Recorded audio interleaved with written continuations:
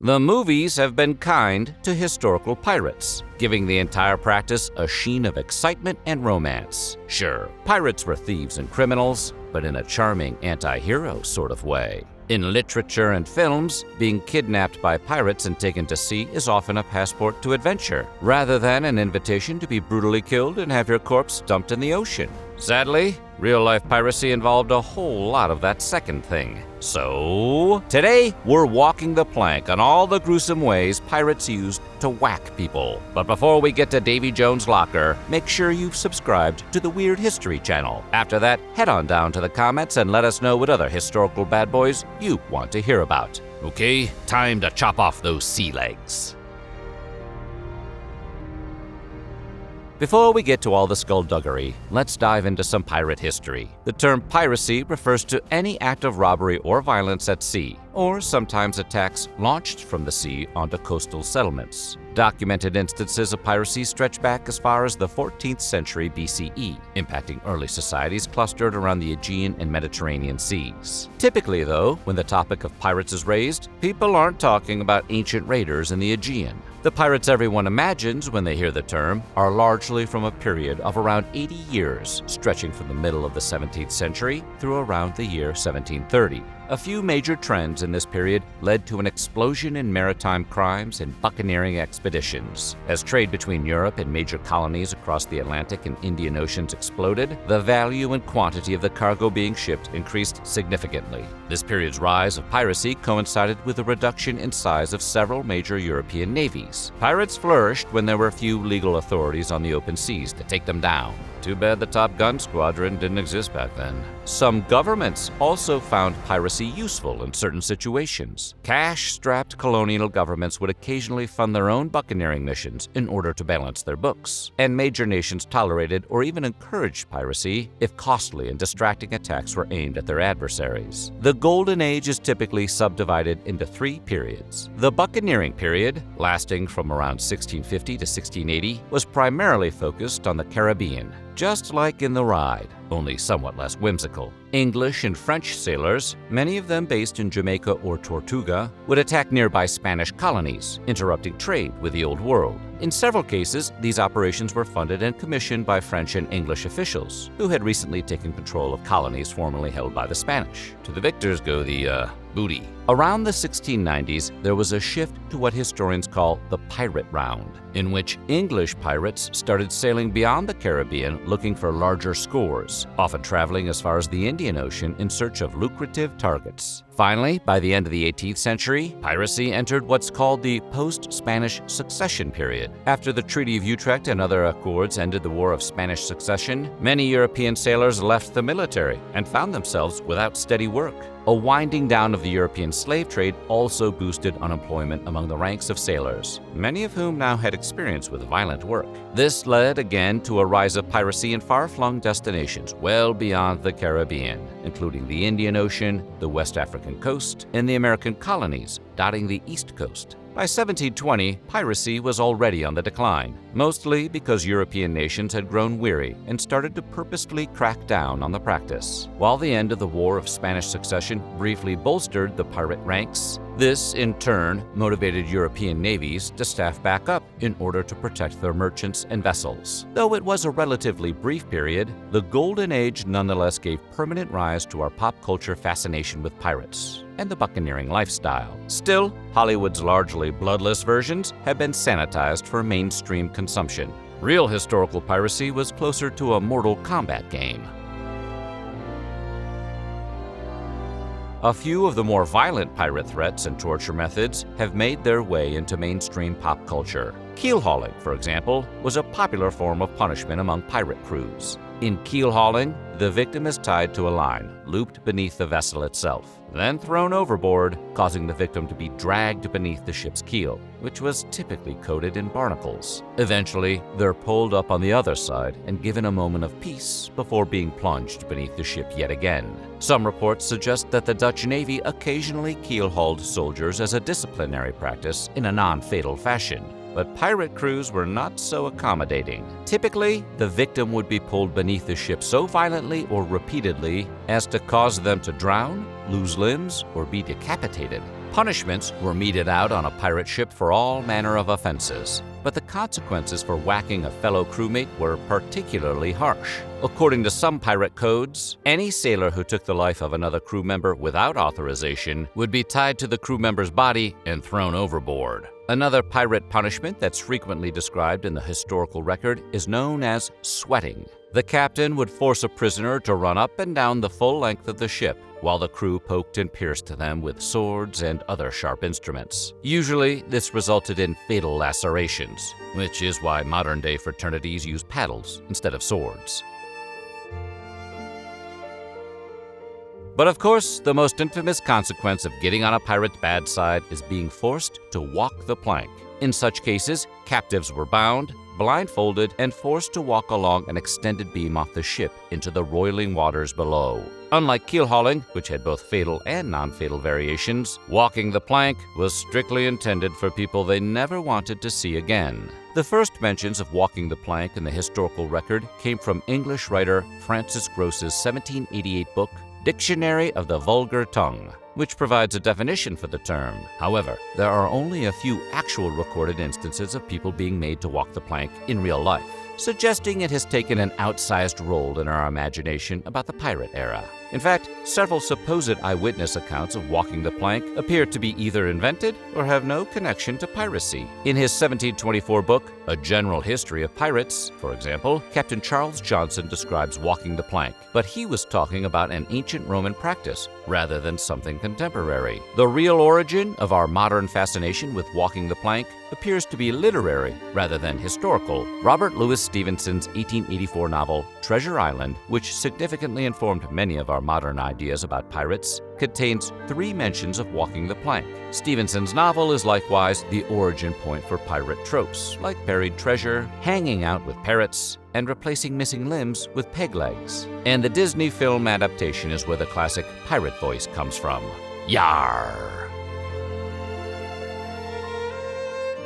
François l'Olonnais was quite a real French pirate, active during the early days of the buccaneering era. He first arrived in the Caribbean as an indentured servant, but after completing his term of servitude, he landed on what's today the island of Haiti and took up a new criminal career on the high seas. In 1666, along with fellow pirate Michel le Basque, l'Olonnais sacked and pillaged the city of Maracaibo in present-day Venezuela. During this campaign, he gained an infamous reputation for torturing the island's residents, convincing them to reveal the locations of their greatest riches. After brutalizing, robbing, and burying the residents of Maracaibo and burning the city for good measure, l'Olonnais and his men moved on to another town, San Antonio de Gibraltar, where they killed 500 more soldiers and held the entire remaining population for ransom. An expedition to Honduras in 1667 was somehow even more brutal. According to a 1684 account of the journey by Flemish writer Alexandre Exquemelin, while making his way inland to the city of San Pedro, l'Olonnais managed to capture 2 Spanish soldiers. L'Olonnais allegedly did some impromptu surgery and chewed out one man's heart, threatening to do it to the other survivor if he didn't show him the best route into the city. Ultimately, l'Olonnais failed to take San Pedro, and after being driven back by natives, he and his men were whacked by a local indigenous tribe.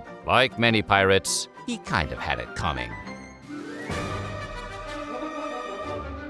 Alexandre Exquemelin also wrote extensively about an infamous Welsh pirate named Sir Henry Morgan, with whom he traveled throughout the 1660s and early 1670s. In his writings, Exquemelin accused Captain Morgan, it sounds familiar when you say it like that, of employing torture and brutality in service of his goals. According to his writings, Captain Morgan was particularly vicious. He once tied a captive up with 4 stakes, placed a 200-pound boulder atop his body, and repeatedly burned his skin in different places. Exquemelin also tells us that after sacking the city of Portobello in present-day Panama, Morgan used enhanced interrogation on city officials to track down the area's most valuable treasure. The pirate captain's alleged methods included a technique known as woodling, in which a leather cord was strapped around a victim's forehead and gradually tightened with a metal bar, which would ultimately cause the victim's eyeballs to pop out. For some reason, this is not depicted on any Captain Morgan bottles. Morgan's various campaigns against the Spanish made him a popular figure in England, and he received a hero's welcome there in 1672. Morgan eventually returned to Jamaica as the territory's lieutenant governor and served for the next decade or so in the colony's legislature. So when Excamelin's History of the Buccaneers of America was translated into English in 1684, Sir Henry took issue with the book's depiction of his sailing career. Because when you're lieutenant governor, you can lie about your extensive pirate career. In an affidavit, Morgan swore that he had always opposed piracy and always had and still has hatred for buccaneers. The court ruled in Morgan's favor, and certain passages of Excamelin's account were retracted in future editions. Maybe we need to pull a Taylor Swift and get an Excamelin's version going. He also refers to a Dutch pirate named Roche Brasiliano, but this was probably a pseudonym for a man named Gerrit Gerritsen, which, if your real name is Gerrit Gerritsen, why bother with a pseudonym? Nobody's going to believe that's your real name anyway. Brasiliano/Gerritsen was notable for his cruelty, even among pirates. In one particularly colorful account, when two Spanish farmers refused to turn over their pigs to him and his crew, Brasiliano tied them to wooden spits and roasted them alive, like the Ewoks. Most chilling of all, no one knows whatever became of Roche Brasiliano. All accounts of him and his misdeeds stop in 1671. And he was apparently never heard from again. It's unclear whether he and his men were lost at sea or simply retired under different names, thus permanently evading justice. Arguably the most successful pirate of the Golden Age was Welshman Bartholomew Roberts, better known to history as Black Bart. He's famed for capturing over 400 ships, creating his own pirate code outlining conduct on his ships, and adopting an early version of the iconic black skull and crossbones flag. But Black Bart achieved this prominent level of success through some pretty horrific practices. Frequently, after plundering a vessel, Bart would seek to make a quick getaway by lighting it on fire and sailing on his own boat off into the horizon. Unfortunately, he did this without giving the burnt ship's crew or passengers adequate time to make their escape. One anecdote suggests he left 80 enslaved people to burn alive in a ship because he didn't want to take the time to unshackle them before fleeing the scene.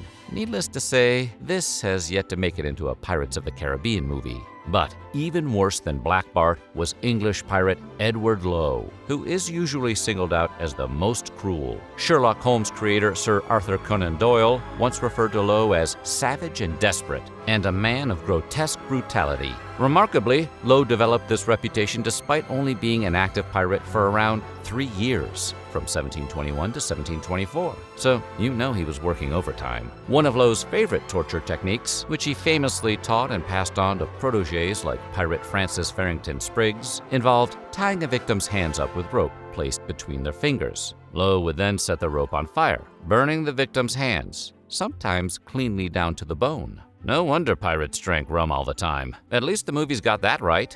The Western Schism, a split in the leadership in the Catholic Church, opened the door just wide enough to allow a pirate to rise up the ranks to Pope. Baldassare Casa, a pretty unholy figure known for seducing nuns and betraying his enemies, or, pirate stuff, reigned for 5 years as Pope John the 23rd while the Catholic Church was in chaos, with 3 popes taking the reign all at the same time, and none of them willing to secede power. Today we're going to take a look at how a pirate became the Pope. In 1409, the Catholic Church done goofed up and found itself with 3 popes at the same time: Benedict XIII, Gregory XII, and Alexander V. All 3 claimed to be legitimately elected popes, which is not how elections work, and they each called the other heretics.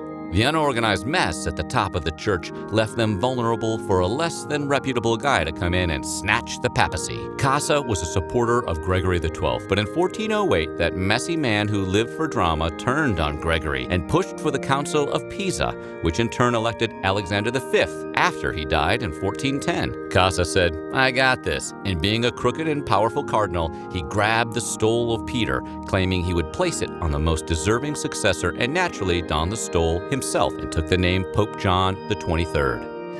In order to understand where Casa's brash tendencies came from, we should start from the beginning. Casa was born about 1365 in the Bay of Naples to a family that seemingly loved to pirate, and Casa was reportedly no exception. 2 of his brothers were executed for piracy by King Ladislaus of Naples, putting a real sour note on the Casa family pirate business. After leaving Ischia, Casa spent some years working as a condottiere, or mercenary captain, before deciding to pursue a law degree at the University of Bologna. He didn't become a priest until his 30s, and it might be shocking to hear he wasn't a very noble one at that. At 32 years old, Casa became a cardinal, and from 1403 to 1408, Casa was the papal representative in Bologna, where he earned his law degree, and like any good Game of Thrones villain, saw chaos surrounding the church as an opportunity. In 1408, 2 rival popes dominated Europe and, like a bitter divorce, they were real catty about demanding allegiance from European rulers. Though Casa had once supported Pope Gregory XII, he quickly abandoned any loyalty to Gregory and urged the council to solve the problem of "we just have too many popes" themselves. Casa became an important figure at the 1409 Council of Pisa, which put him on the map and set the course for his rise to King Pope. Casa coerced both rival popes into using scare tactics, and when Gregory XII excommunicated him, Casa publicly burned the order by literally setting it on fire and not metaphorically shouting insults at it. And when Pope Benedict XIII's representatives asked for his protection and safe passage through Italy after Benedict himself was disowned by France, Casa very chill-like responded, "If you come to Italy, with or without safe passage, I'll burn you. Cross me and I'll set you straight on fire." After getting by in the 14th century without a pope in Rome, the Catholic Church now had an abundance of popes, with the church divided between 2 of them. In 1378, Urban VI, the pope in Rome, claimed to be legitimately elected, but then again, Clement VII, the pope in Avignon, also said that he was legitimately elected. Of course, both popes claimed the other as being illegitimate. Europe split along territorial lines, with the people rooting for their hometown popes. French and their allies were all in on the Avignon pope, while the English and their allies fancied their boy from Rome, perfectly mirroring the political allegiances of the 100 Years' War, which lasted from 1337 to 1453, or not 100 years. By 1409, the church had been dealing with this messy pope drama for almost 30 years with the 2 rival popes. Finally, a group of cardinals called a council to resolve this once and for all. The Council of Pisa stated all of these popes were canceled and said both the Avignon pope and the Roman pope were illegitimate. In June of 1409, the 2 popes were declared by the council as schismatics and heretics and were both formally deposed. The council then elected a new pope, Alexander V. This didn't go down well with the 2 recently fired popes. Both refused to step down, and suddenly the church, who thought 2 popes was a burden, found themselves with 3 popes. 3 rival popes were, frankly, too many popes in the kitchen, and the strain was a lot on the Catholic Church. Despite his reputation for being a real jerk, noted nun seducer Casa had the strongest following. Weird that out of too large a field of choices, the worst one just sort of sticks out and wins through the whole thing. Casa was the choice of the Council of Pisa, which represented a ton of powerful cardinals. And Casa, ever the survivor, was a strategic pope, aligning himself with the powerful German ruler Sigismund, and even helped him becoming something called the Holy Roman Emperor. Casa also pushed for conflict with one rival of Pope Gregory XIII's allies, Ladislaus of Naples. You would think these popes would pray for peace. The former pirate remained haunted by his poor reputation. As 18th century historian Edward Gibbon related, Casa seduced over 200 women, and to say nothing of an alarming number of nuns. As mentioned, in trying to secure his position as only pope, Casa pushed for conflict with King Ladislaus of Naples because he was tight with Casa's papal rival, Gregory XIII. Casa teamed up with Louis II of Anjou, who wanted to seize the throne of Naples, and these holy rollers banded together and succeeded in pushing Ladislaus out of Naples. But salty Ladislaus bounced back, baby, and quickly rebuilt his army. Casa betrayed Louis because of course he did, by offering a deal to Ladislaus. If the former king of Naples rejected Pope Gregory XII in favor of Casa, he'd receive money and land. In modern times, we commonly refer to this as bribery, which is, in the most generous terms, not very cool and not at all legal. Ladislaus took that pile of money and land and accepted the offer. However, he too turned into a real piece of human garbage and turned treacherous. In 1413, he turned his army against Rome, sacked the city, and forced his boy Casa to flee to Florence. In 1414, another board, the Council of Constance, formed to restore the schism, but Casa RSVP'd as maybe to this invitation, debating whether or not to grace the council with his presence. He only called the council after pressure from his buddy, German Emperor Sigismund, but he also thought he could benefit from the council and solidify his position. In his mind, he had the strongest claim to the pontificate. He was the consensus candidate from the Council of Pisa, for crying out loud. But his family cautioned him to dial back on the confidence, allegedly warning him, "You may go a pope and come back a private citizen." He could lose everything if he went to the council.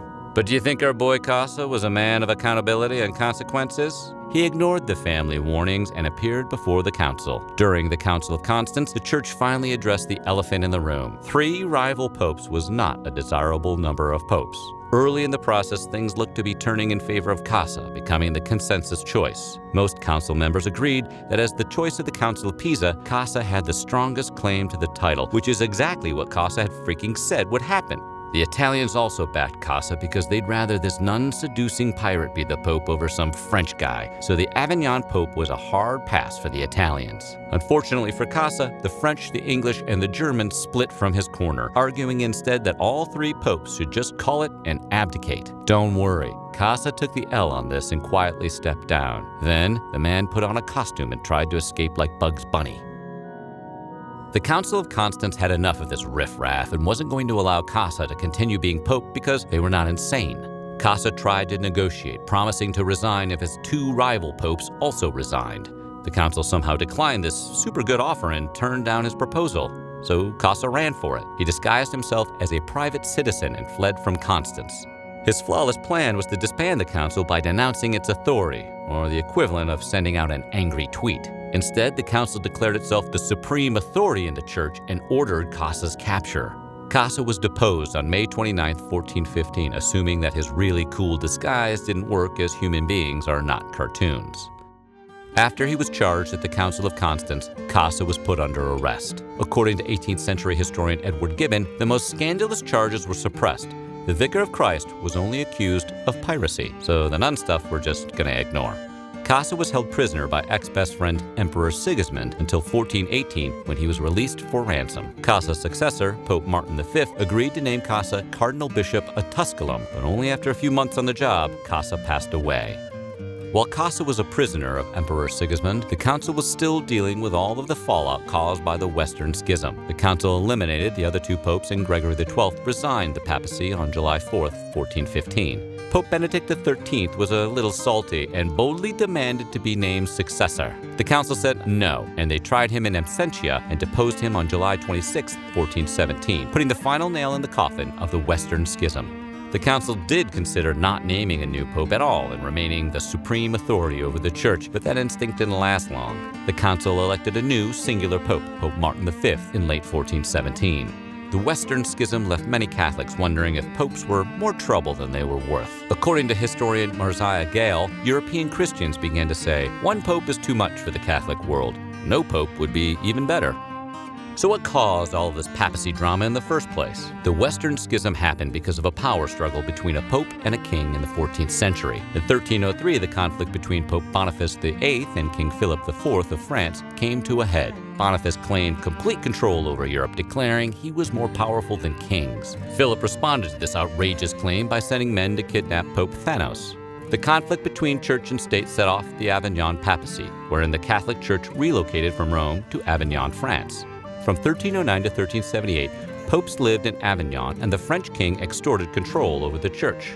When the last Avignon pope, Gregory XI, died shortly after moving the papacy back to Rome, things popped off and a crisis was created. The newly elected pope, Urban VI, alienated his cardinals, who then fled back to France. Those cardinals elected their own damn pope, and thus a schism was created. And only 13 years earlier, an agent of chaos was born that would upend the whole thing. Pour one out for Casa, the messy pope who lived for drama. Pirates have a reputation, admittedly earned, for being ruthless, bloodthirsty killers. Life on the high seas demanded so much of those willing to brave it that it became customary for new pirates to develop an honorable accord. Pirates had a surprisingly complex culture, and what's crazier to us is that movies have barely scratched the surface of their traditions. Today we're going to look at the bizarre pirate traditions you may have never heard about. Blackbeard's vessel, Queen Anne's Revenge, brought 40 cannons to every boarding party. Ditto Black Bart's Royal Fortune. Sam Bellamy snatched a British slave ship, the Whydah, and immediately mounted 28 guns port and starboard. William Kidd had 34. You get the idea. If you don't want a short drop and a sudden stop at the nearest port, you'd best be ready to sink whoever crosses you. We get it. It's hard to argue against the thunder of 40 cannons. Unfortunately, it's literally deafening to your crew. What's a captain gonna do? Recall your Homer, then your Jack Sparrow. Pirates figured out that they could hang wads of wax from those big, bangly earrings of theirs. Pop some into the old tune catchers, pack the barrel, light the fuse, and boom! Moderately less severe auricular damage. Could probably still benefit from a visit to a good ENT, though. Besides being handy for wax storage and personal expression, Buccaneer bling served an eminently practical insurance policy. Pirates are all about the sea, but there's nothing romantic about an eternity bobbing about in the bottom drawer of Davy Jones's locker, slowly being eaten by hungry halibuts. A pair of gold or silver earrings meant a pirate could breathe easy on that count. Melt them down and sell them, and you've got enough cash to pay for a casket, and if they're really shiny, a funeral of your very own. Even if your corpse is less than fresh because it washed up on a beach somewhere. Pirates had a bunch of superstitions about the hoops, too. Fish stories abound about the bling. They prevent seasickness. They cure bad eyesight. A gold earring can keep you from drowning. Those pirates who had homes to go back to engraved their home port and home folks' contact info inside their earrings. But considering the penalty for piracy and the accompanying public spectacle, a lot of those baubles probably went to wigs or opium or a new fence for the yard.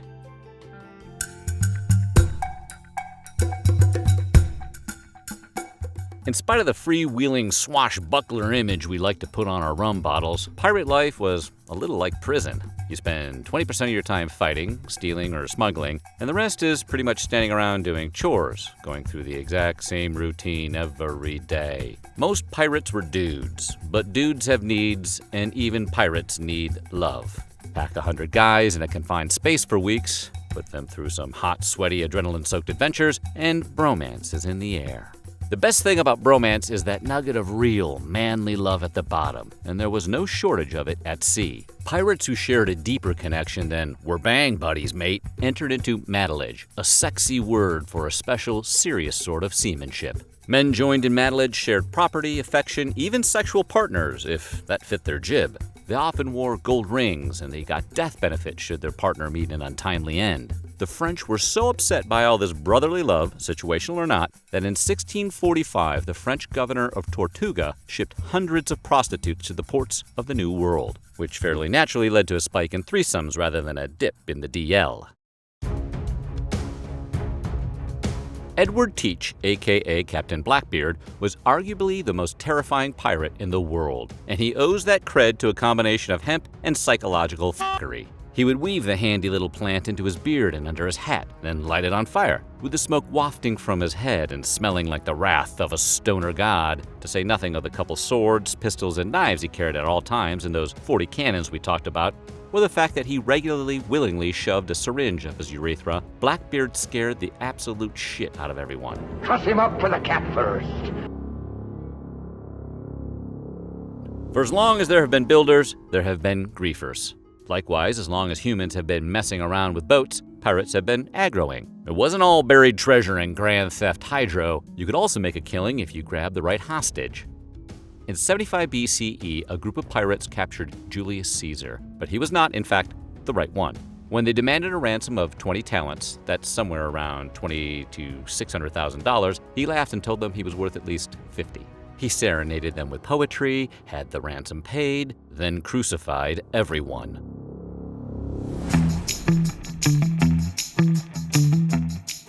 Under the ever-present threat of scurvy, tetanus, syphilis, gangrene, and bodily injury, veteran pirates could get pretty raggedy. Some of them were out an eyeball or two, but others wore those iconic eye patches to preserve their night vision. If you've ever squeezed one eye shut to keep from stubbing your toe on your way to the bathroom at 3 a.m., you know exactly what we're talking about. Even on modern ships, the quality and intensity of light changes dramatically above and below deck, and a pirate had to be able to swash and buckle and navigate stairs without breaking his neck.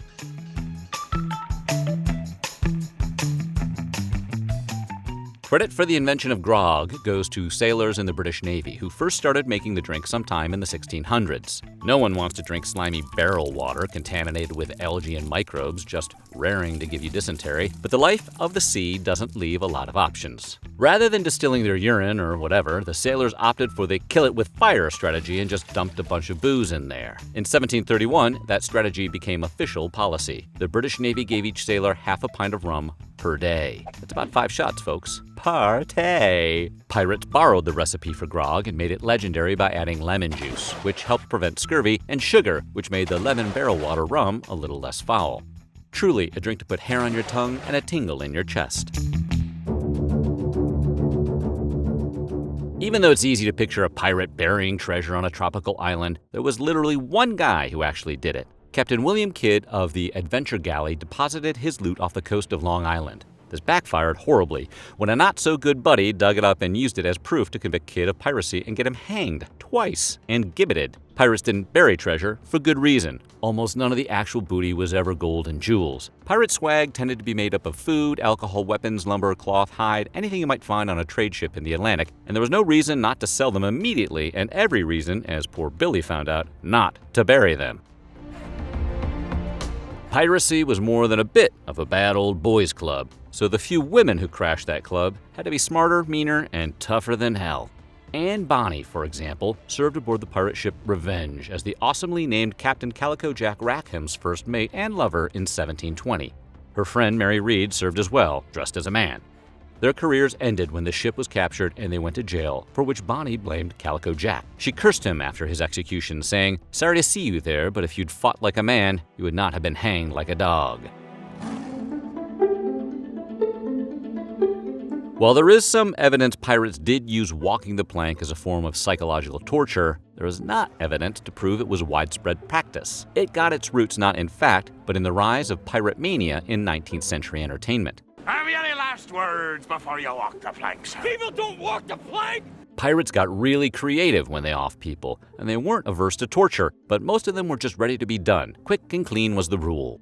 Actually, the most common form of death by torture involved something much worse than a plank. It was called keel hauling, and it's absolutely savage. You throw the victim under the boat, then you hoist him up one side, pass him under the ship's keel, which will be covered in barnacles sharp enough to unzip your flesh, and then secure a weight to his legs to keep him underwater while the ship drags him to his end. If he's lucky, maybe the blow from the keel will be enough to kill him before he drowns. Very cold, pirates. The first mention of the Jolly Roger comes out of A General History of the Pirates by Charles Johnson in 1724, but there are a few different versions of it. Your alternative pirate flag might have red skeletons, hourglasses, men standing on skulls. You see the pattern here.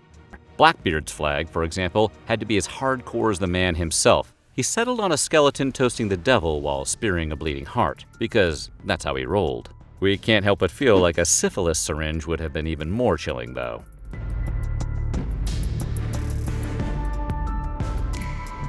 The Jolly Roger flag that flew from pirate masts was terrifying before it was a cliché, but the most dreaded sea flag was red, not black. A ship hoisting a red flag warned its enemies that no mercy would be given to a captured ship. Everyone on board would be slaughtered on sight. The flag was called the Bloody Red, and if it went up, sailors, even other pirates, under siege would, more often than not, say, "No thanks," and jump ship. Talking of cold mofos, pirates did historically maroon people when they did something wrong enough. It was one of the worst death sentences you could get because it was slow. Typically, those marooned were the big-time screw-ups, disgraced pirates who violated the rules of their ship. They were dumped on an isolated sandbar with just the clothes on their backs, a small portion of water, and a weapon for short-term survival. And if they were cowards, you know. It'll be one pistol as before, and you can be the gentleman and shoot the lady and starve to death yourself. Some men actually managed to survive being marooned. Another pirate crew might discover and rescue them, but as you can imagine, it didn't happen very often. The Atlantic is a big place, and since pirates don't bury treasure, there's not a lot of impetus to go sniffing around desert islands.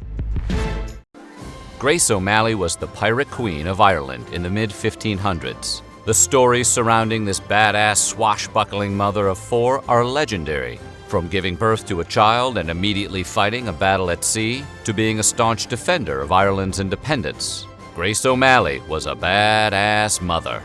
Today we're just talking about the life of Grace O'Malley, Ireland's pirate queen.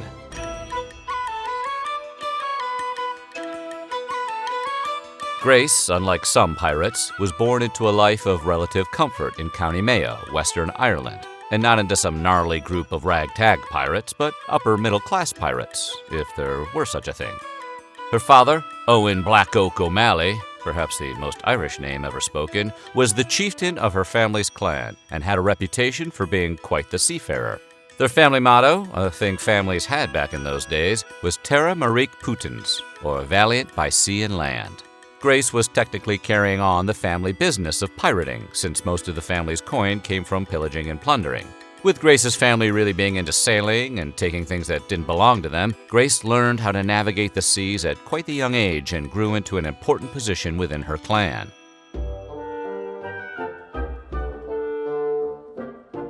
Long before Channing Tatum classic and Best Picture Oscar snub She's the Man told us that women can sometimes cosplay as a man to accomplish a task, Grace O'Malley was pulling the same move as Amanda Bynes, just wanting to play soccer with the guys.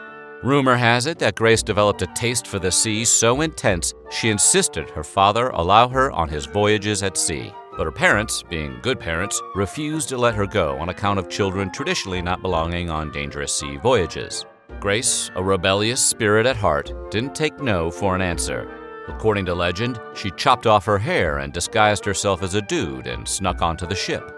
Even pirates had to find some way to rebel against their parents. Pirates are people too, everybody.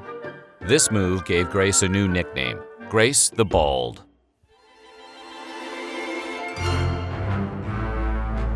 Being born into a family who already had wealth and power, it sure didn't stop her from marrying men who would prove to be beneficial to her legacy and increase her power.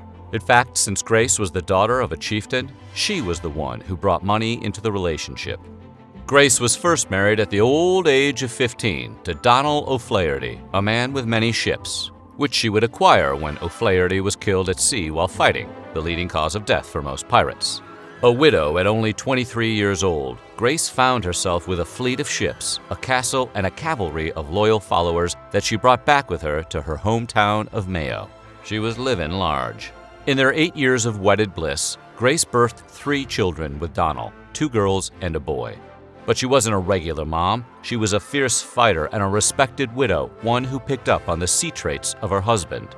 In 1566, Grace married for a second and final time to Richard Burke, a strategic move on Grace's part since Iron Burke was a talented land fighter with yet another castle for Grace. Grace and Burke were only married for a year before legend has it Grace screamed out the window, "Richard Burke, I dismiss you." Which, no, was not a legal way to end a marriage, even in those days. The two remained legally married according to English law. The two remained friendly exes and allies and co-parents to their son, Tyoboid na Long, or Toby of Ships. We get it, Grace, you really liked ships.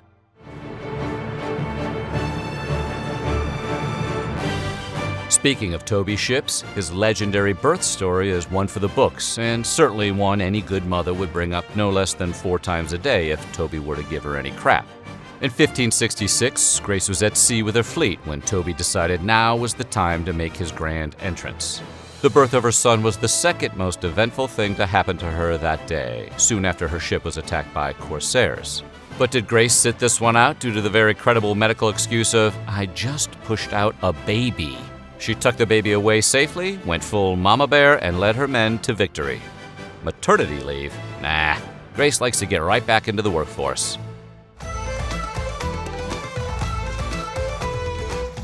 When Grace lost her father, Owen O'Malley, in 1553, she took over as chieftain of the O'Malley clan, a rarity in that era to have a female leader.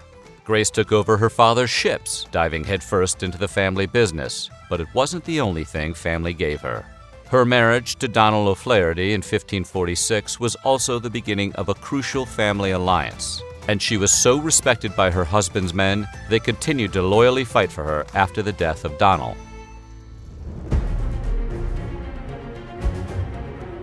Sure, the daughter, from a family of well-known seafarers, inherited a little piracy when she took over for her father as chieftain. But once she took the helm, she went pirate heavy on England, in response to them taxing the hell out of Ireland.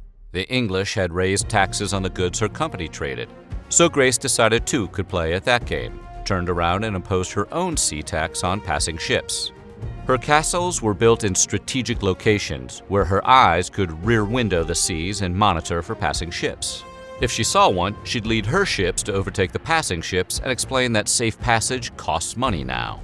If the ship was non-compliant, they'd raid the ship. That's textbook pirate stuff right there. She didn't stop at English ships, though. Any ship that passed through was susceptible to Grace's raids, whether Irish, Spanish, or Turkish. If that ship was passing, that ship was paying.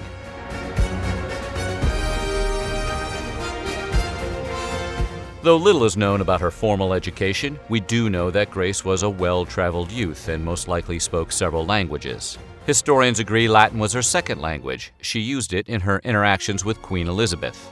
It's also believed she spoke some Scottish Gaelic, Spanish, English, and French as well.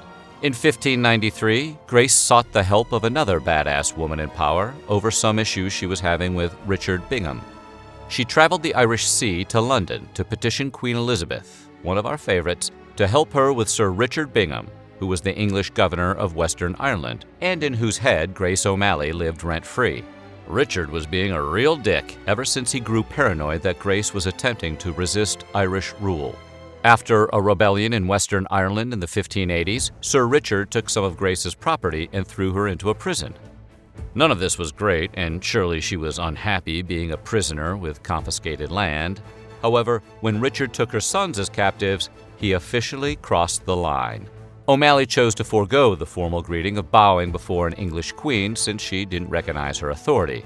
Despite this petty slap in the face, the queen granted her request to intervene with the governor so long as Grace swore not to rebel against the crown.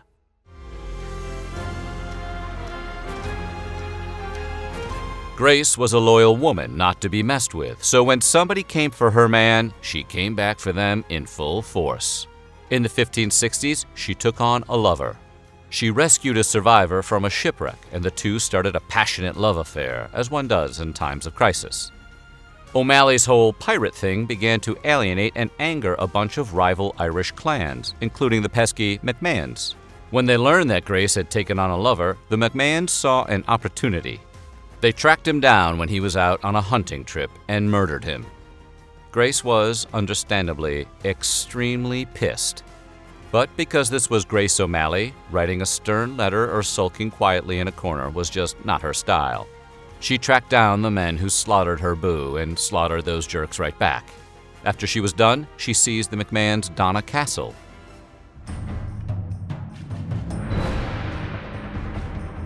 Sir Richard Bingham didn't stop being a thorn in Grace's side after her meeting with Queen Elizabeth. If anything, things escalated pretty brutally. He started targeting her explicitly because in his mind he saw her as someone fueling the rebellion in Ireland. He took things way too far, however, when his brother John somehow lured Grace's son Owen out of his castle to steal his cattle.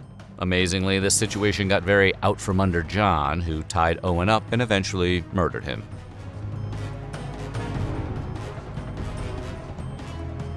Despite Sir Richard Bingham's brother straight up murdering her son, she still had to work with the English from time to time, if it made political sense. England and Ireland have a complicated history, which by the 16th century had reached a bit of an apex. England was super into Ireland at that point for hundreds of years, and the Tudor administration only saw their clingy, controlling ways grow exponentially. Grace wasn't a fan of their interference and sought out independence from the English constraints. But O'Malley was also shrewd in her ways, lending ships and men to England in 1577. Despite her hesitance to bend to English rule, she wasn't completely unreasonable when it came to offering some assistance to the English crown if it somehow benefited her. In 1577, she offered 3 galleys and 200 men to Lord Deputy Sir Henry Sidney, who reflected on this later in a letter to the Queen's Secretary in 1583, calling her a famous feminine sea captain, which was probably meant as a compliment. He said she offered her galleys and her fighting men if he commanded them to Scotland or Ireland. The Buccaneers of Disney's Pirates of the Caribbean ride can be heard to sing, "Yo ho ho, a pirate's life for me." It makes for a catchy lyric, but it was probably written by someone who had no idea how unbelievably disgusting and disease-ridden pirate ships really were. Inadequate nutrition and constant exposure made the sailors highly susceptible to illnesses, and the confined living spaces and lack of access to clean water allowed those illnesses to spread around the ships quickly. Today, we're going to take a look at what hygiene was like on pirate ships. Pirates were famous for a lot of things, but having great dental plans wasn't one of them. This is probably because most pirates didn't do anything to care for their teeth, and if they did, it was likely to be something like chewing on a wooden stick. They didn't invent the practice. Such chew sticks actually date all the way back to the ancient world and remained a fairly common means of teeth cleaning as late as the 18th century. Of course, finding chew sticks at sea was no easy task. So even a pirate who was conscientious about dental health would often go long stretches without even the most basic oral care.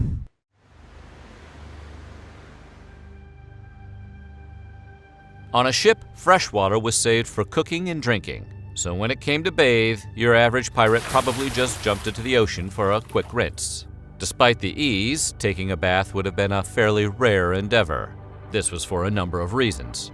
First, salt water isn't great for the skin, and accidentally ingesting it could make a man sick. Second, leaving the ship could be dangerous. Pirates tended to believe in sea monsters, and it was impossible to tell if one might be lurking in the depths beneath the ship. And third, pirates weren't very good swimmers.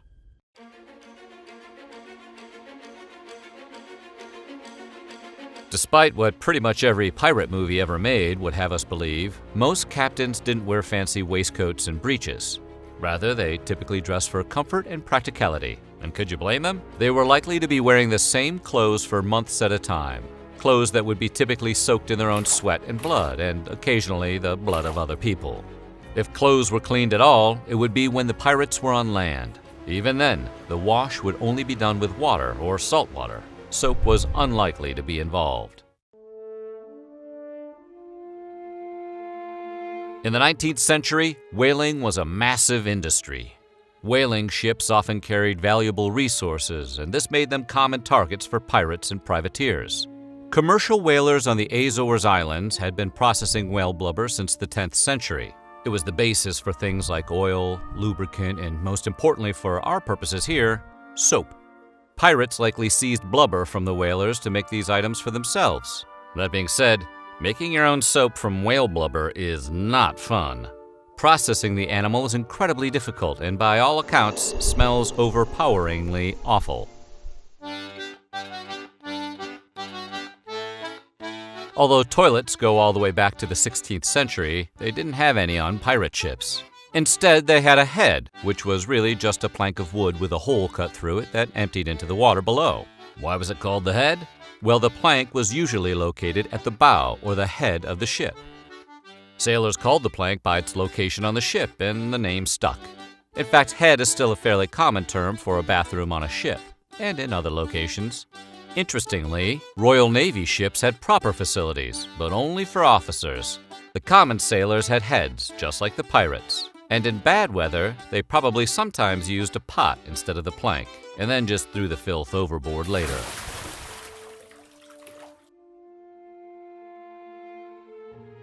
Movies like The Pirates of the Caribbean make the pirate life seem like non-stop adventure, but that's just because they leave out all the cleaning. Yep, pirates spent a great deal of their time washing their ships, inside and out. Decks had to be scrubbed, repairs had to be made, and blades and sidearms had to be cleaned. Every sailor had assigned chores to carry out, and the work was not easy. There was also periodic maintenance. The same way you have to take your car in for an oil change every so often. Every few months, a pirate would have to go find a place to careen their ship. This refers to tilting the ship onto its side, allowing the bottom to be scraped of barnacles and mollusks. The process prevented the ship from becoming infected with shipworm, which are also sometimes known as the termites of the sea. As you might have guessed, table manners were not a big priority for pirates. The famous Captain George Roberts once described a pirate crew he witnessed at a meal as like a kennel of hounds, snatching and catching the victuals from one another. On a ship, foodstuffs had to be resistant to spoiling, so the selection tended to be pretty basic. Dried meats, hardtack, and alcohol were common, but they didn't exactly constitute a balanced diet. Therefore, pirates frequently supplemented those staples with turtles, birds, and whatever other protein sources they might happen upon. A wide variety of items, including garlic, olives, eggs, cabbage, fish, oysters, and even snakes, might be thrown together in a stew. Seasoning and spices were also likely to be included in the mix, but they weren't always readily available. The sum total of all this was a diet mostly lacking in nutrients, particularly vitamin C. This led to outbreaks of scurvy, and the effects were extreme. A sea surgeon named William Close wrote that the gums would be rotted even to the very roots of their very teeth. The cheeks would become hard and swollen, the breath would become pungent, and finally, the teeth would loosen and fall out. Well, isn't that a nice visual?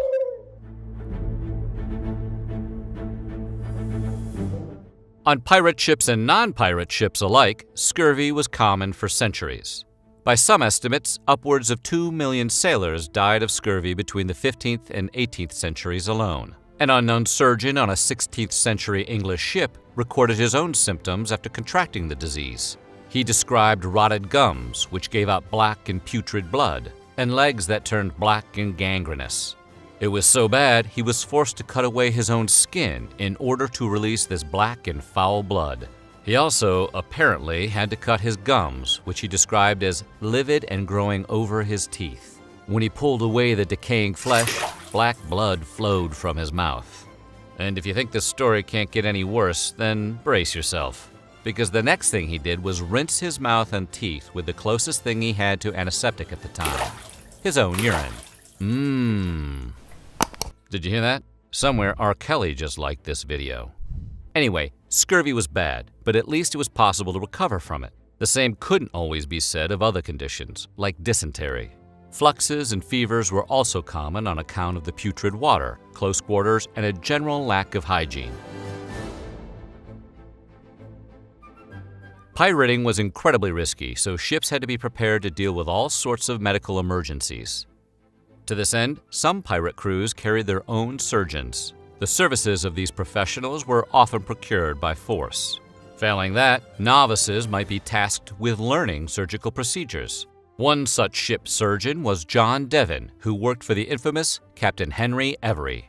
He stayed on with Every even after he was officially proclaimed a pirate by the English Privy Council in 1696. 2 years after that, Devon himself would be tried for piracy and acquitted. Archibald Murray was a ship surgeon who served 3 different pirate captains, starting with Captain Howell Davis in 1718. In 1723, Cole Wyeth was the surgeon on a ship that was commandeered by the pirate Edward Lowe. Wyeth served under Lowe and then continued on after the ship was taken back by its original captain. In 1717, the notorious Edward Teach, also known as Blackbeard, seized a ship called La Concorde, which he would famously rename Queen Anne's Revenge. It carried 3 surgeons whom Blackbeard kept as captives. They were presumably still aboard the ship a year later when he attacked Charleston, South Carolina. It's not clear how often pirates shaved their faces, but there is evidence that the surgeons on pirate ships may have doubled as barbers. Surgery often requires shaving an area of the body, which would give the surgeon experience with using the razor on a ship that rocks and sways with the motion of the sea. A 17th century treatise called The Surgeon's Mate even describes ship surgeons who had multiple razors and scissors of various sizes precisely so he could give haircuts. Being a pirate was a dangerous way to make a living. Accidents, brawls, and battles were all common and likely to result in wounds, burns, illnesses, and all other manner of medical problems. As such, a pirate ship typically had a medicine chest which would contain salve, ointments, and instruments for performing surgery, like amputations. When the wreck of Blackbeard's famous ship, Queen Anne's Revenge, was found off the coast of North Carolina, its medicine chest still contained scissors, mortars and pestles for preparing ingredients, as well as screws that were likely used for bloodletting. According to the famous, albeit dubious, textbook, The General History of the Pirates, by Captain Charles Johnson, Blackbeard acquired these medical supplies via extortion. The book claims that the legendary pirate attacked every ship in Charleston, South Carolina, until the government finally agreed to give him the medical supplies he needed.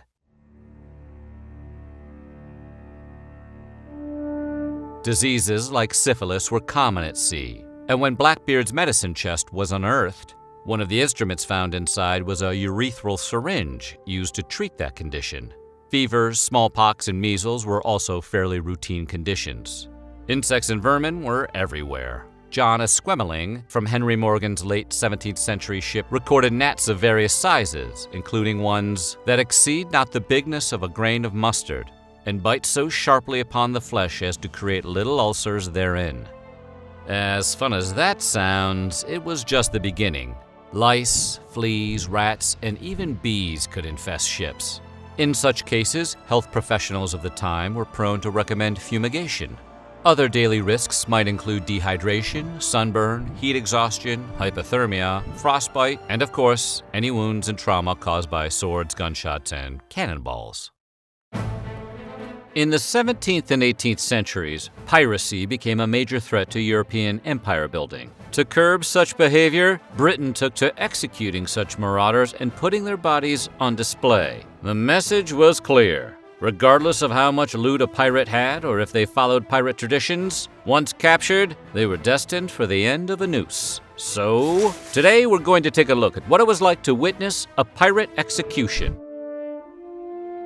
As early as the 15th century, pirates condemned by England's High Court of Admiralty were taken to the River Thames to perish. Others met their fates elsewhere. But pirates faced their end at the appropriately named Execution Dock, which is somewhere best to never dock at when boating. Punishments were doled out at the dock during low tide because the scaffold site needed to be within the jurisdiction of the court, the sea. To make sure it took place properly, Admiralty officials adopted measures to ensure the condemned person's feet would be covered with water while on the gallows. The site of the dock was near Wapping in London, north of the Tower. This was also adjacent to the so-called Pool of London, where ships from around the world would bring cargo. The spectacle was meant to discourage all sailors from committing similar acts as the offenders. To humiliate the pirates as much as possible, they were made to complete a walk of shame along a well-populated path on their way to the dock. The prisoner would be taken out of confinement early in the morning, usually carried in a cart with a coffin, chaplain, and, on occasion, the executioner who would seal his fate. The event,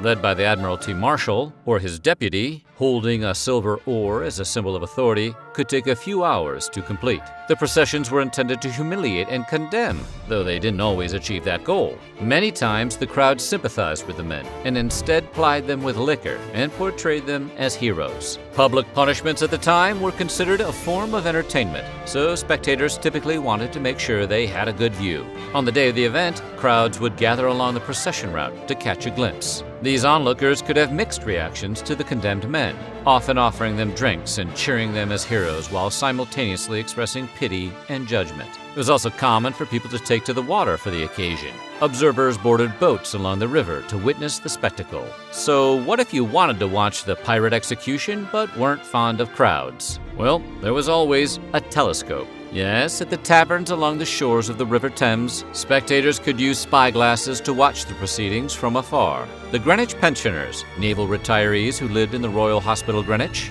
reportedly viewed the gibbeted pirates on the opposite side of the river, in the Isle of Dogs, through telescopes. The telescopes allowed more people to see what was going on, which was helpful because, for whatever reason, people were absolutely fascinated with the lifeless bodies of pirates. In fact, when a legislative act brought the practice to an end in 1834, newspapers lamented the end of spectacle and entertainment.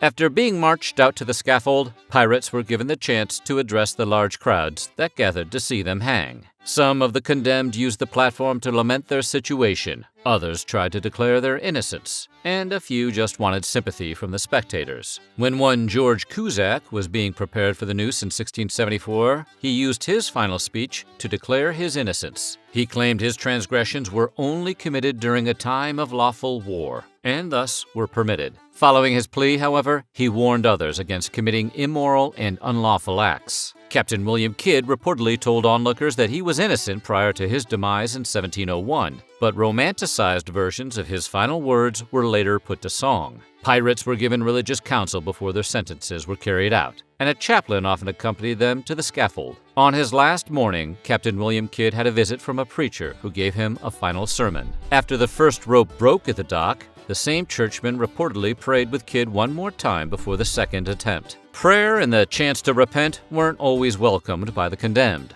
Captain DL, a Scotsman convicted in 1715, was so annoyed with his chaplain's overtures for him to repent that DL threatened to kick the chaplain down the stairs. This did not stop the chaplain from traveling with DL and praying along the way, though it is possible the chaplain was just trolling him at that point.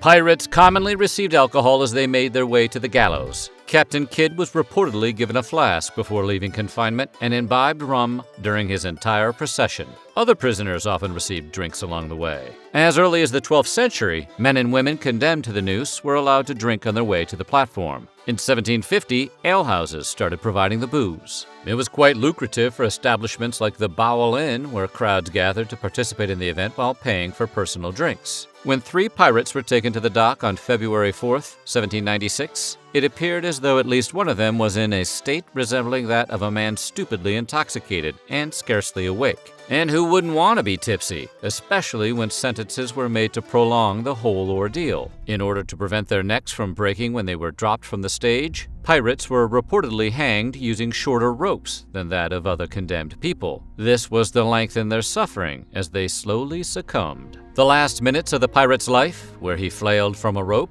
came to be called the Marshal's Dance, and it could last for 30 minutes or more. The short drop pirates were subjected to often resulted in spectators, or even authorities, speeding the process along by pulling on the pirates' legs to help them expire more quickly. This could also work against the condemned by breaking the rope, which would lead to a second attempt. Before becoming a pirate, Kidd was a privateer hired by the British to target French ships. After a series of struggles, including less than profitable gains and rampant disease, Kidd assailed an Indian vessel with an English captain. But when he took the ship, he inadvertently killed a crewman, making him both a pirate and a slayer. He was taken into custody and sent back to England, where he was tried and sentenced to the noose. Captain Kidd met his fate at the dock alongside 3 others on May 23, 1701. As we mentioned before, the first attempt to hang Kidd failed because his weight broke the rope. The second attempt, however, got the job done. More than 2 decades later, Captain John Gow experienced a similar fate. Gow was subject to double hanging in 1725. When he was first left on the noose, onlookers pulled his legs to try to speed up his passing, but they ultimately broke his rope, pulling him down and subjecting him to a second turn. Arr! Hey guys, thanks. In the immediate aftermath of a hanging, the pirate's lifeless husk would remain on the noose until the water rose 3 times, washing over it to symbolically wash away the offense. The man was then cut down. When it was part of the Admiralty's sentence, the cadaver was taken to a surgeon for dissection. Some expired pirates were given to the College of Physicians and Surgeons. Others could be sold to surgeons in London. It is possible that those sentenced to dissection were not submerged in the river for the requisite cleansing process to prevent bloating and rotting. This 3-tide rule, however, was out of use by the end of the 18th century. The bodies of the most notorious pirates were often put back along the River Thames as a warning to passerbys. When Captain James Lowry met his fate in 1752, he was transported directly from the dock to the galleons to be strung up in chains. Pirates chosen for this type of display were coated in tar to preserve the flesh and hoisted into the air. The British government was strategic in deciding where to put the gibbeted remains. In 1725, the remains of Captain John Gow and his lieutenant were split up. One was raised over Greenwich, while the other went to Deptford. The guiding principle was that it was more important to send a message to all who may potentially commit similar offenses than it was to put a cadaver near where a transgression had taken place. Records show that most people were pretty unnerved by the sight. According to 19th century archaeologist Albert Hartshorne, belated wayfarers were grieved by the horrid grating sound as the body in the iron frame swung creaking to and fro. Watermen usually tried to avoid passing such sights, but on some occasions, they went close by to chase away birds that pecked the remains.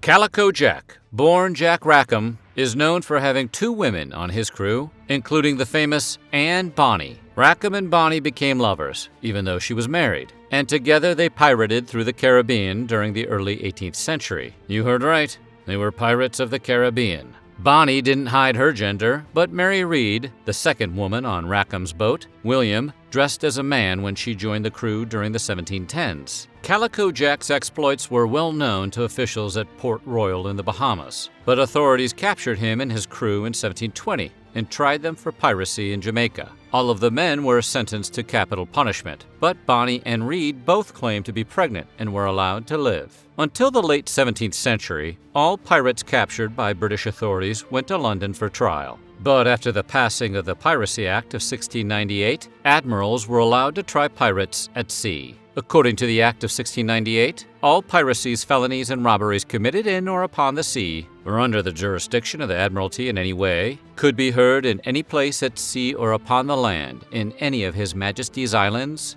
plantations, colonies, dominions, forts, or factories. The Act empowered Admiralty officials to appoint commissioners to take into custody and hold a trial for anyone accused of such lawlessness. The Act also expanded what could be considered piracy to anyone who, wittingly or knowingly, set forth any pirate, or aid and assist or maintain, procure, command, counsel, or advise any person or persons whatsoever to do or commit any piracies or robberies upon the seas and such person, and specified procedure to be used in the name of justice. Long story short, these people did not like pirates.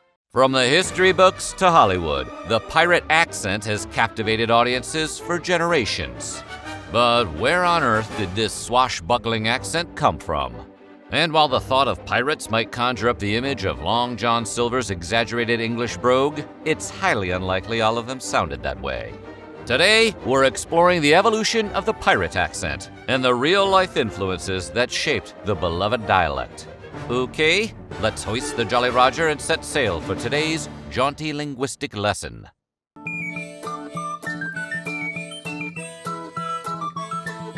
What kind of movies do pirates love? The ones that are rated R. Movies are a big part of our culture, and one film in particular popularized the pirate language we know today. That film, an adaptation of Robert Louis Stevenson's Treasure Island, starred British actor Robert Newton.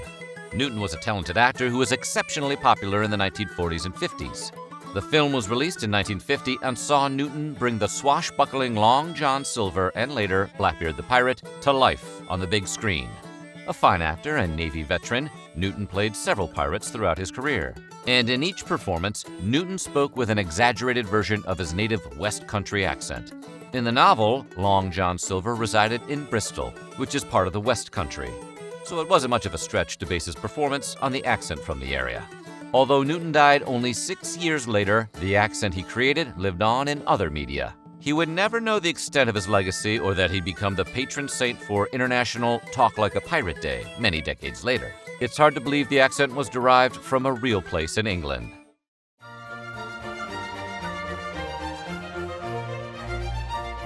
To understand where the pop culture version of the pirate accent originated, a quick geography lesson is in order.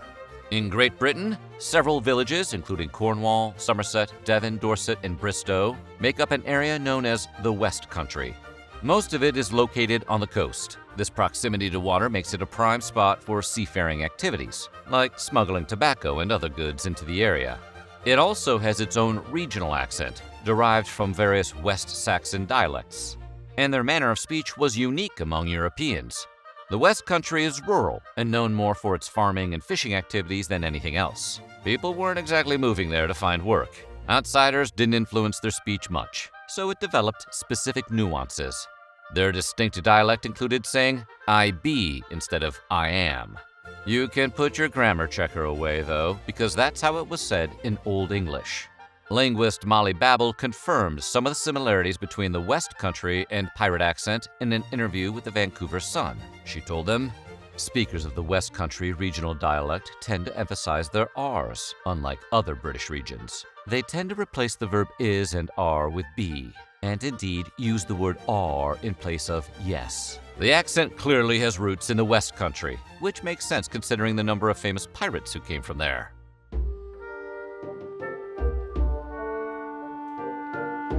Robert Louis Stevenson might have popularized the pirate as a concept, but West Country residents made it famous. There were quite a few real-life pirates and privateers who lived in the area. As such, their accents were probably pretty similar to Newton's famous one.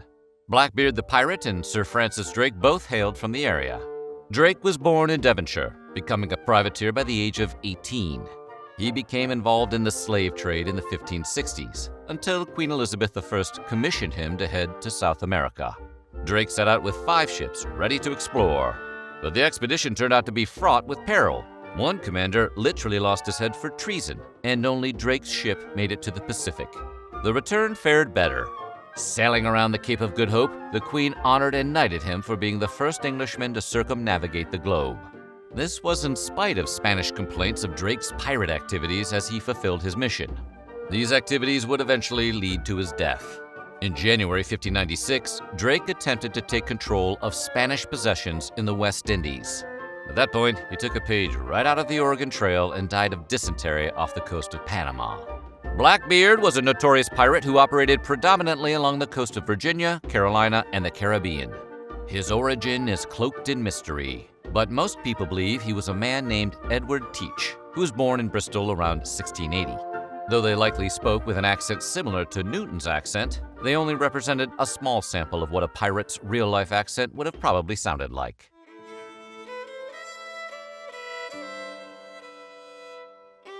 Many of history's most famous pirates are of English descent, but not all of them were from the West Country.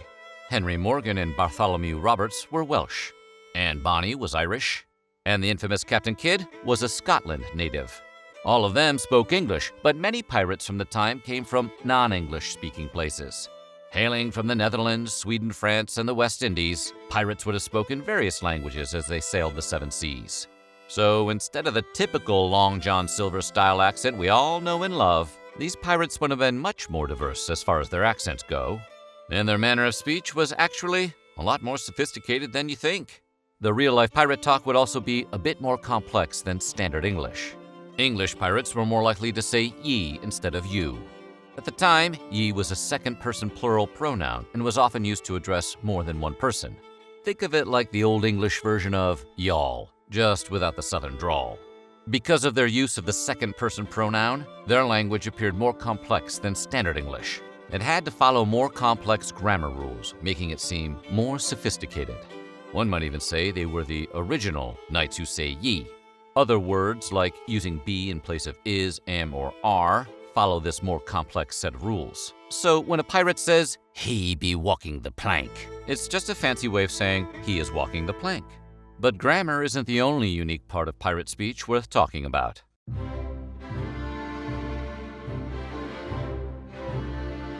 Language is a funny thing. It evolves and changes over time. The way someone speaks can also influence how other people around him speak. Social class and education level also have an effect on communication. The pirate language was no different. Privateers could range from low to high class as far back as the 16th century. Most didn't suffer a loss of social status due to being pirates. Some of them even married into wealthy families. And in the 17th century, the famous pirate Captain Kidd grew up poor. But then he married a wealthy woman and started befriending politicians. Some pirates during the 17th century were also sponsored by merchants. These buccaneers predominantly came from lower social classes, while higher-ranking members came from middle-class or above backgrounds, mostly because navigating and tracking inventory required literacy. The difference in class also influenced how they spoke. You could see this illustrated in films. For instance, the 1986 film Pirates features a lower-class captain speaking Cockney, while earlier films offer a more aristocratic portrayal at times.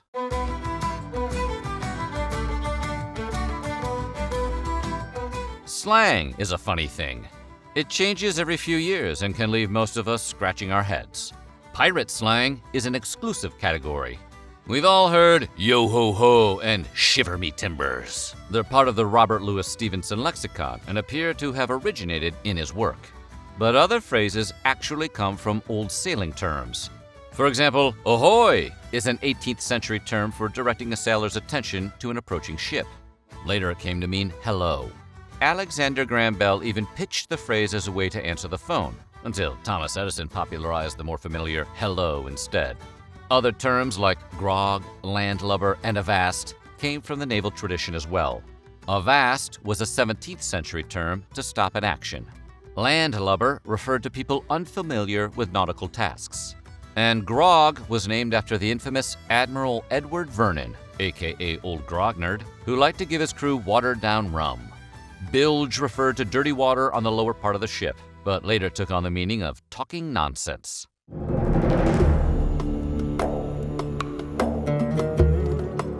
Pirates as we know them, the swashbuckling treasure-hunting characters from our favorite fiction, are a bit different than traditional pirates. In fact, pirates were around long before England. Between 1276 and 1178 BCE, pirates caused a ton of trouble all over the Mediterranean and around ancient Egypt. Their reputation for wreaking havoc earned them the name the Sea Peoples. Evidence of their deadly deeds exists in 14th century correspondence between the rulers of various Near East kingdoms and ancient Egypt. One of the letters, between Pharaoh Akhenaten and the king of Alasia, now Cyprus, has the former accusing the latter of helping pirates from the region of Lucca target coastal cities. They were pretty prolific when it came to hitting ancient Egypt. The Egyptian pharaoh Ramses II recorded how the Sea Peoples came all at once, and that no land could stand before their arms, as they laid their hands upon the land as far as the circuit of the earth. Another king, Amurapi, the last king of Ugarit, also wrote to the king of Alasia about the destruction of his land at the Sea People's hands. Not much is known about the pirates except that they were from the region of Asia Minor. That, and they practiced piracy regularly as part of the Sea Peoples. And that wasn't even the moniker they used. The group of pirates from this era of history were christened the Sea Peoples in the 18th century. And because they weren't English, you can bet they spoke with their own unique accents, completely different from anything we associate with pirates today.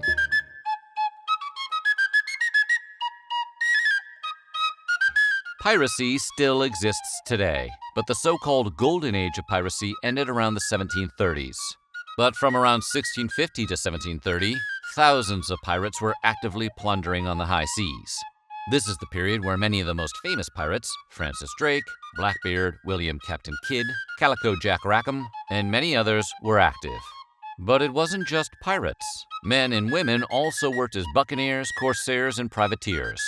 Operating in such diverse locations as the Caribbean islands and Tortuga, buccaneers were often paid to target Spanish ships. Of course, they targeted any ship they believed had valuable cargo aboard. Corsairs spent their time sailing around the Mediterranean. Both Christian and Muslim corsairs used galleys to capture other ships. Then they'd sell their prisoners as slaves, unless they could buy their way out. Privateers, on the other hand, were often backed by governments. They operated their own private ships and could get away with piracy during times of war. As times changed, piracy started to decline. The power of the British Royal Navy played a role. Their ships hunted and captured pirates, often trying them in court before executing them by hanging. The pirates themselves also began freeing slaves, who then became pirates. To compensate, the Navy increased their patrols. All the fighting eventually took a toll, and the golden age of piracy ended with a whimper. But the tales and records from this time made an indelible mark on history, inspiring Robert Louis Stevenson's novel and eventually the pirate accent we know today.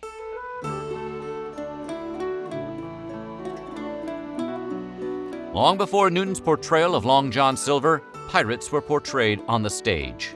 In those performances, pirate speech didn't really sound like the language we know today. A performance of Gilbert and Sullivan's Pirates of Penzance wouldn't have contained words like ahoy, matey, or avast. After Treasure Island became a hit, the accent took off a bit. But it wasn't until the movie that it really entered the common vernacular. In both films, Newton developed the pirate language further with phrases like "flay your shriveled tongue" and "scurvy dog." His influence on the style of speaking like a pirate is now pretty much accepted as standard. The different aspects and dialects have been used by other actors. His performance is still what we think of when we hear the pirate accent. Historian Colin Woodard brought this fact home in a 2011 interview with National Geographic, stating, "Newton's performance, full of R's, shiver-me timbers, and references to landlubbers, not only stole the show, it permanently shaped pop culture's vision of how pirates looked, acted, and spoke." Movies and cinema have consistently asserted their influence on our collective culture. And in the case of the pirate accent, it created something that resonates with people today. From Treasure Island to Pirates of the Caribbean and beyond, it seems like there will always be a place for the pirate accent in pop culture. So hoist the mainsail, me hearties, because the pirate accent is definitely here to stay. So what do you think? Did any of these stories change how you think about pirates? Let us know in the comments below, and while you're at it, check out some of these other videos from our weird history.